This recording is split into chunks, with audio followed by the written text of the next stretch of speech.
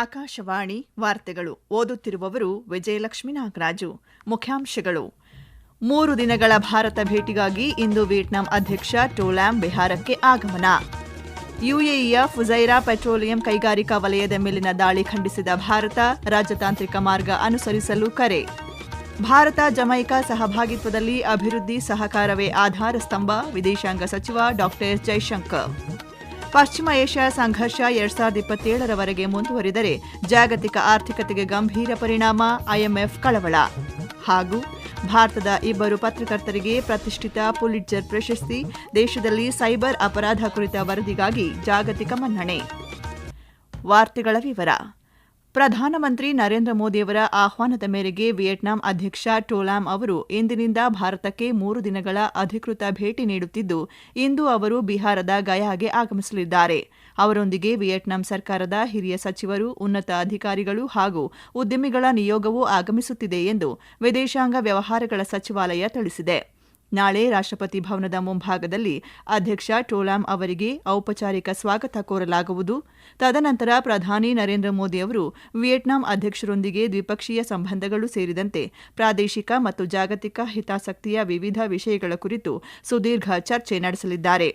ಈ ಭೇಟಿಯ ಸಂದರ್ಭದಲ್ಲಿ ವಿಯೆಟ್ನಾಂ ಅಧ್ಯಕ್ಷರು ರಾಷ್ಟ್ರಪತಿ ದ್ರೌಪದಿ ಮುರ್ಮು ಅವರನ್ನು ಭೇಟಿಯಾಗಲಿದ್ದು, ದೇಶದ ಇತರ ಪ್ರಮುಖ ನಾಯಕರೊಂದಿಗೂ ಮಾತುಕತೆ ನಡೆಸಲಿದ್ದಾರೆ. ವಿಯೆಟ್ನಾಂ ಕಮ್ಯುನಿಸ್ಟ್ ಪಕ್ಷದ ಕೇಂದ್ರ ಸಮಿತಿಯ ಪ್ರಧಾನ ಕಾರ್ಯದರ್ಶಿಯೂ ಆಗಿರುವ ಅಧ್ಯಕ್ಷ ಟೋ ಲ್ಯಾಮ್ ಅವರು ಅಧ್ಯಕ್ಷರಾಗಿ ಆಯ್ಕೆಯಾದ ನಂತರ ಭಾರತಕ್ಕೆ ನೀಡುತ್ತಿರುವ ಮೊದಲ ಭೇಟಿ ಇದಾಗಿದೆ. ಯುಎಇಯ ಫುಜೈರಾ ಪೆಟ್ರೋಲಿಯಂ ಕೈಗಾರಿಕಾ ವಲಯದ ಮೇಲೆ ನಡೆದ ದಾಳಿಯನ್ನು ಭಾರತ ತೀವ್ರವಾಗಿ ಖಂಡಿಸಿದೆ. ನಿನ್ನೆ ಈ ವಲಯದ ಮೇಲೆ ನಡೆದ ಡ್ರೋನ್ ದಾಳಿಯಿಂದಾಗಿ ಸಂಭವಿಸಿದ ಅಗ್ನಿ ಅವಘಡದಲ್ಲಿ 3 ಭಾರತೀಯ ನಾಗರಿಕರು ಗಾಯಗೊಂಡಿದ್ದು, ಇಂತಹ ದಾಳಿಗಳು ಸ್ವೀಕಾರಾರ್ಹವಲ್ಲ ಎಂದು ಭಾರತ ತಿಳಿಸಿದೆ. ಈ ಕುರಿತು ಹೇಳಿಕೆ ಬಿಡುಗಡೆ ಮಾಡಿರುವ ವಿದೇಶಾಂಗ ವ್ಯವಹಾರಗಳ ಸಚಿವಾಲಯ, ನಾಗರಿಕ ಮೂಲಸೌಕರ್ಯಗಳು ಮತ್ತು ಅಮಾಯಕ ಜನರನ್ನು ಗುರಿಯಾಗಿಸಿಕೊಂಡು ನಡೆಸುವ ದಾಳಿಗಳನ್ನು ಟೀಕಿಸಿದೆ. ತಕ್ಷಣವೇ ಸಂಘರ್ಷವನ್ನು ನಿಲ್ಲಿಸಬೇಕೆಂದು ಕರೆ ನೀಡಿರುವ ಭಾರತ, ಪಶ್ಚಿಮ ಏಷ್ಯಾದಲ್ಲಿ ಶಾಂತಿ ಮತ್ತು ಸ್ಥಿರತೆಯನ್ನು ಮರುಸ್ಥಾಪಿಸಲು ಮಾತುಕತೆ ಹಾಗೂ ರಾಜತಾಂತ್ರಿಕ ಮಾರ್ಗಗಳನ್ನೇ ಅನುಸರಿಸಬೇಕು ಎಂದು ಪ್ರತಿಪಾದಿಸಿದೆ. ಯುಎಇನಲ್ಲಾಗಿರುವ ದಾಳಿಯಲ್ಲಿ ಭಾರತೀಯ ನಾಗರಿಕರು ಗಾಯಗೊಂಡಿರುವ ಕುರಿತು ಪ್ರಧಾನಿ ನರೇಂದ್ರ ಮೋದಿ ಖಂಡನೆ ವ್ಯಕ್ತಪಡಿಸಿದ್ದಾರೆ. ಸಾಮಾಜಿಕ ಮಾಧ್ಯಮದಲ್ಲಿ ಪ್ರಧಾನಿ ಈ ಕುರಿತು ಪ್ರತಿಕ್ರಿಯಿಸಿದ್ದು, ಪ್ರಾದೇಶಿಕ ಶಾಂತಿ, ಸ್ಥಿರತೆ ಮತ್ತು ಜಾಗತಿಕ ಇಂಧನ ಭದ್ರತೆಗೆ ಹೋರ್ಮುಜ್ ಜಲಸಂಧಿಯಲ್ಲಿ ಸುರಕ್ಷಿತ ಸಮುದ್ರಯಾನ ಖಚಿತಪಡಿಸಬೇಕು ಎಂದಿದ್ದಾರೆ. ಭಾರತ ಮತ್ತು ಜಮೈಕಾ ನಡುವಿನ ಸಹಭಾಗಿತ್ವದಲ್ಲಿ ಅಭಿವೃದ್ಧಿ ಸಹಕಾರವು ಅತ್ಯಂತ ಪ್ರಮುಖ ಆಧಾರ ಸ್ತಂಭವಾಗಿದೆ ಎಂದು ವಿದೇಶಾಂಗ ವ್ಯವಹಾರಗಳ ಸಚಿವ ಡಾ ಜೈಶಂಕರ್ ತಿಳಿಸಿದ್ದಾರೆ. ಜಮೈಕಾದ ವಿದೇಶಾಂಗ ಸಚಿವೆ ಕಮಿನಾ ಜಾನ್ಸನ್ ಸ್ಮಿತ್ ಹಾಗೂ ಅಲ್ಲಿನ ಸಚಿವ ಸಂಪುಟದ ಸದಸ್ಯರೊಂದಿಗೆ ನಡೆಸಿದ ಸಮಗ್ರ ಸಭೆಯ ನಂತರ ಮಾಧ್ಯಮಗಳನ್ನುದ್ದೇಶಿಸಿ ಮಾತನಾಡಿದ ಅವರು, ಉಭಯ ದೇಶಗಳ ನಡುವೆ ಡಿಜಿಟಲ್ ಪರಿವರ್ತನೆ, ಸಾಂಸ್ಕೃತಿಕ ವಿನಿಮಯ, ಕ್ರೀಡೆ ಮತ್ತು ಡಿಜಿಟಲ್ ಪಾವತಿ ಕ್ಷೇತ್ರಗಳಲ್ಲಿನ ಸಹಕಾರವನ್ನು ಬಲಪಡಿಸಲು ಹಲವು ಪ್ರಮುಖ ಒಪ್ಪಂದಗಳಿಗೆ ಸಹಿ ಹಾಕಲಾಗಿದೆ ಎಂದರು.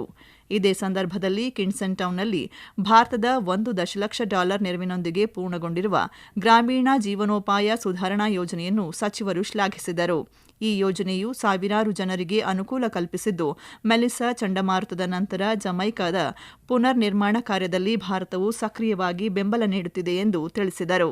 ಇದರ ಜೊತೆಗೆ ಭಾರತ ಕ್ಯಾರಿಕಾಮ್ ಅಭಿವೃದ್ಧಿ ಪಾಲುದಾರಿಕೆಯ ಅಡಿಯಲ್ಲಿ ಜಮೈಕಾದಲ್ಲಿ ಕುಶಲಕರ್ಮಿಗಳ ಸಬಲೀಕರಣ ಕೇಂದ್ರವನ್ನು ಸ್ಥಾಪಿಸುವ ಕುರಿತು ಸದ್ಯ ಮಾತುಕತೆಗಳು ನಡೆಯುತ್ತಿವೆ ಎಂದು ಸಚಿವ ಡಾ ಜೈಶಂಕರ್ ಮಾಹಿತಿ ನೀಡಿದರು.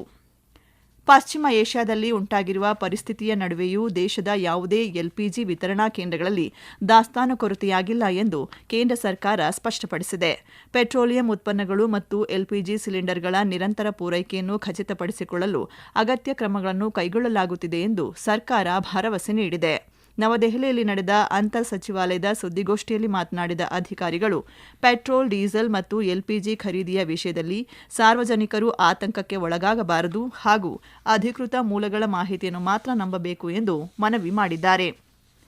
ದೇಶದಲ್ಲಿ ಪ್ರಬಲ ಸಂಶೋಧನೆ ಮತ್ತು ನಾವೀನ್ಯತೆಯ ವ್ಯವಸ್ಥೆ ನಿರ್ಮಿಸಲು ಸರ್ಕಾರ ಬದ್ಧವಾಗಿದೆ ಎಂದು ಕೇಂದ್ರ ಶಿಕ್ಷಣ ಸಚಿವ ಧರ್ಮೇಂದ್ರ ಪ್ರಧಾನ್ ಪುನರುಚ್ಚರಿಸಿದ್ದಾರೆ. ನವದೆಹಲಿಯಲ್ಲಿಂದು ನಡೆದ ಐಐಟಿ ಮದ್ರಾಸ್ ತಂತ್ರಜ್ಞಾನ ಶೃಂಗಸಭೆ ಉದ್ದೇಶಿಸಿ ಮಾತನಾಡಿದ ಅವರು, ದೇಶದ ಸಂಶೋಧನಾ ಕ್ಷೇತ್ರವು ಕೇವಲ ಪಿಎಚ್ಡಿ ಪ್ರಬಂಧಗಳು ಅಥವಾ ಶೈಕ್ಷಣಿಕ ಪ್ರಕಟಣೆಗಳಿಗೆ ಸೀಮಿತವಾಗಬಾರದು ಎಂದು ಆಶಿಸಿದರು. ಸಂಶೋಧನೆಗಳು ಸಮಾಜಕ್ಕೆ ಪ್ರಯೋಜನಕಾರಿಯಾದ ಮತ್ತು ಕಾರ್ಯರೂಪಕ್ಕೆ ತರಬಹುದಾದ ಆವಿಷ್ಕಾರಗಳಾಗಿ ಪರಿವರ್ತನೆಯಾಗಬೇಕು. ಆ ಮೂಲಕ ವಿಕಸಿತ ಭಾರತದ ಗುರಿ ತಲುಪಲು ಪೂರಕವಾದ ಫಲಿತಾಂಶಗಳನ್ನು ನೀಡುವತ್ತ ನಾವು ಗಮನ ಹರಿಸಬೇಕು ಎಂದು ಸಚಿವರು ಒತ್ತು ನೀಡಿದರು.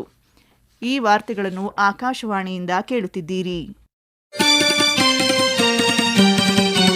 ನಮ್ಮ ಎಲ್ಲಾ ರಾಷ್ಟ್ರೀಯ ವಾರ್ತೆಗಳು ಹಾಗೂ ಪ್ರದೇಶ ಸಮಾಚಾರ ಈಗ ಆಕಾಶವಾಣಿ ನ್ಯೂಸ್ ಕನ್ನಡ ಯೂಟ್ಯೂಬ್ ಚಾನೆಲ್ನಲ್ಲಿ ಲಭ್ಯ. ನಮ್ಮ ಎಕ್ಸ್ ಖಾತೆ ಮತ್ತು ಇನ್ಸ್ಟಾಗ್ರಾಂ ಖಾತೆ ಆಕಾಶವಾಣಿ ನ್ಯೂಸ್ ಕನ್ನಡ. ಹೆಚ್ಚಿನ ಮಾಹಿತಿಗಾಗಿ ನಮ್ಮ ಫೇಸ್ಬುಕ್ ಖಾತೆ AIR ಕನ್ನಡ ನ್ಯೂಸ್ ಅನುಸರಿಸಿ. ಮಾಹಿತಿಯ ಹೂರಣ ವಾರದ ಕಾರ್ಯಕ್ರಮ ಪ್ರಚಲಿತ ವಿದ್ಯಮಾನ ಪ್ರತಿ ಬುಧವಾರ 9:15ಕ್ಕೆ. ಪಶ್ಚಿಮ ಏಷ್ಯಾದ ಸಂಘರ್ಷವು 2027ರವರೆಗೆ ಮುಂದುವರಿದರೆ ಜಾಗತಿಕ ಆರ್ಥಿಕತೆಯು ಅತ್ಯಂತ ಗಂಭೀರ ಪರಿಣಾಮಗಳನ್ನು ಎದುರಿಸಬೇಕಾಗಬಹುದು ಎಂದು ಅಂತಾರಾಷ್ಟ್ರೀಯ ಹಣಕಾಸು ನಿಧಿ IMF ಎಚ್ಚರಿಸಿದೆ.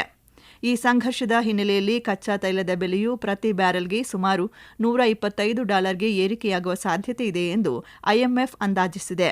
ಪ್ರಸ್ತುತ ಚಾಲ್ತಿಯಲ್ಲಿರುವ ದೀರ್ಘಕಾಲದ ಸಂಘರ್ಷ, ತೈಲ ಬೆಲೆಗಳು $100 ಅಥವಾ ಅದಕ್ಕಿಂತ ಹೆಚ್ಚಿನ ಮಟ್ಟದಲ್ಲಿ ಮುಂದುವರಿಯುತ್ತಿರುವುದು ಮತ್ತು ಹೆಚ್ಚುತ್ತಿರುವ ಹಣದುಬ್ಬರದ ಒತ್ತಡಗಳು ಈಗಾಗಲೇ IMFನ ಪ್ರತಿಕೂಲ ಸನ್ನಿವೇಶದ ಮುನ್ಸೂಚನೆಗಳನ್ನು ಸಕ್ರಿಯಗೊಳಿಸಿವೆ ಎಂದು ಸಂಸ್ಥೆಯ ವ್ಯವಸ್ಥಾಪಕ ನಿರ್ದೇಶಕಿ ಕ್ರಿಸ್ಟಲಿನಾ ಜಾರ್ಜಿವಾ ತಿಳಿಸಿದ್ದಾರೆ. ಈ ಪ್ರತಿಕೂಲ ಸನ್ನಿವೇಶದ ಅಡಿಯಲ್ಲಿ 2026ರಲ್ಲಿ ಜಾಗತಿಕ ಆರ್ಥಿಕ ಬೆಳವಣಿಗೆಯ ದರ $2.5ಕ್ಕೆ ಕುಸಿಯುವ ನಿರೀಕ್ಷೆ ಇದೆ. ಇದೇ ಸಮಯದಲ್ಲಿ ಜಾಗತಿಕ ಹಣದುಬ್ಬರ ಪ್ರಮಾಣವು $5.4ಕ್ಕೆ ಏರಿಕೆಯಾಗಬಹುದು ಎಂದು IMF ವರದಿ ಮಾಡಿದೆ. ಹಾರ್ಮುಜ್ ಜಲಸಂಧಿಯ ನಿಯಂತ್ರಣಕ್ಕಾಗಿ ಅಮೆರಿಕ ಮತ್ತು ಇರಾನ್ ನಡುವೆ ದಾಳಿಗಳು ತೀವ್ರಗೊಂಡಿದ್ದು, ಈಗಾಗಲೇ ಜಾರಿಯಲ್ಲಿದ್ದ ದುರ್ಬಲ ಕದನ ವಿರಾಮವು ಅಂತ್ಯಗೊಂಡಂತಾಗಿದೆ. ಜಲಸಂಧಿಯಲ್ಲಿ ಸಿಲುಕಿರುವ ಹಡಗುಗಳ ರಕ್ಷಣೆಗಾಗಿ ಅಮೆರಿಕ ಅಧ್ಯಕ್ಷ ಡೊನಾಲ್ಡ್ ಟ್ರಂಪ್ ಪ್ರಾಜೆಕ್ಟ್ ಫ್ರೀಡಂ ಘೋಷಿಸಿದ ಬೆನ್ನಲ್ಲೇ ಕ್ಷಿಪಣಿ ಮತ್ತು ಡ್ರೋನ್ ದಾಳಿಗಳು ನಡೆದಿವೆ. ಅಮೆರಿಕದ ದಾಳಿಯಲ್ಲಿ ಇರಾನ್ನ 6 ಮಿಲಿಟರಿ ದೋಣಿಗಳು ನಾಶವಾಗಿದ್ದು 5 ನಾಗರಿಕರು ಸಾವನ್ನಪ್ಪಿದ್ದಾರೆ. ಇದಕ್ಕೆ ಪ್ರತಿಯಾಗಿ ಇರಾನ್ ನಡೆಸಿದ ದಾಳಿಯಿಂದಾಗಿ UAE ತೈಲ ಬಂದರಿನಲ್ಲಿ ಬೆಂಕಿ ಕಾಣಿಸಿಕೊಂಡಿದೆ. ಈ ಸಂಘರ್ಷಕ್ಕೆ ಮಿಲಿಟರಿ ಕ್ರಮದಿಂದ ಪರಿಹಾರ ಸಾಧ್ಯವಿಲ್ಲ ಎಂದು ಇರಾನ್ ವಿದೇಶಾಂಗ ಸಚಿವ ಅಬ್ಬಾಸ್ ಅರಾಕ್ಚಿ ತಿಳಿಸಿದ್ದು, ಸಂಘರ್ಷದಲ್ಲಿ ಅತಿಯಾಗಿ ತೊಡಗಿಸಿಕೊಳ್ಳದಂತೆ ಅಮೆರಿಕ ಮತ್ತು UAEಗೆ ಎಚ್ಚರಿಕೆ ನೀಡಿದ್ದಾರೆ. ಅಮೆರಿಕವು ತನ್ನ ನೌಕಾಪಡೆಯ ರಕ್ಷಣೆಯಲ್ಲಿ ವಾಣಿಜ್ಯ ಹಡಗುಗಳು ಜಲಸಂಧಿಯನ್ನು ದಾಟಿವೆ ಎಂದು ಪ್ರತಿಪಾದಿಸಿದರೆ ಇರಾನ್ ಇದನ್ನು ನಿರಾಕರಿಸಿದೆ. ಕಳೆದ ಫೆಬ್ರವರಿಯಿಂದ ನಡೆಯುತ್ತಿರುವ ಈ ಸಂಘರ್ಷದಲ್ಲಿ ಈಗಾಗಲೇ ಸಾವಿರಾರು ಜನ ಪ್ರಾಣ ಕಳೆದುಕೊಂಡಿದ್ದು, ಇತ್ತೀಚಿನ ಶಾಂತಿ ಮಾತುಕತೆಗಳು ಯಾವುದೇ ಒಪ್ಪಂದವಿಲ್ಲದೆ ಮುಕ್ತಾಯಗೊಂಡಿವೆ. ಈ ಬಾರಿಯ ಪ್ರತಿಷ್ಠಿತ ಪುಲಿಟ್ಜರ್ ಪ್ರಶಸ್ತಿಗೆ 2 ಭಾರತದ ಪತ್ರಕರ್ತರು ಭಾಜನರಾಗಿದ್ದಾರೆ.